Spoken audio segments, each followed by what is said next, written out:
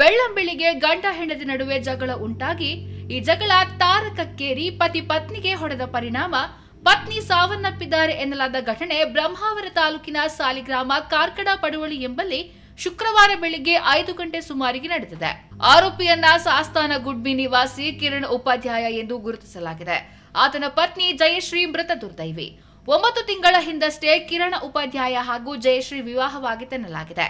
ಕಳೆದ 3 ತಿಂಗಳಿನಿಂದ ಸಾಲಿಗ್ರಾಮ ಕಾರ್ಕಡ ಪಡುವಳಿಯ ಮನೆಯಲ್ಲಿ ಬಾಡಿಗೆಯಲ್ಲಿ ವಾಸ ಮಾಡಿಕೊಂಡಿದ್ದರು. ಸ್ಥಳೀಯರು ಗಂಡ ಹೆಂಡತಿ ನಡುವೆ ಜಗಳ ಉಂಟಾಗಿ ಇದರಿಂದಲೇ ಪತಿ ಪತ್ನಿಗೆ ಹಲ್ಲೆ ನಡೆಸಿದ್ದಾಗ ಪತ್ನಿ ಜಯಶ್ರೀ ತಲೆಗೆ ಗಂಭೀರ ಗಾಯಗೊಂಡು ಸಾವನ್ನಪ್ಪಿದ್ದಾರೆ ಎನ್ನುತ್ತಿದ್ದಾರೆ. ಜಯಶ್ರೀ ಮೃತದೇಹವನ್ನ ಉಡುಪಿ ಅಜ್ಜರಕಾಡು ಆಸ್ಪತ್ರೆಯ ಶವಗಾರದಲ್ಲಿರಿಸಲಾಗಿದೆ.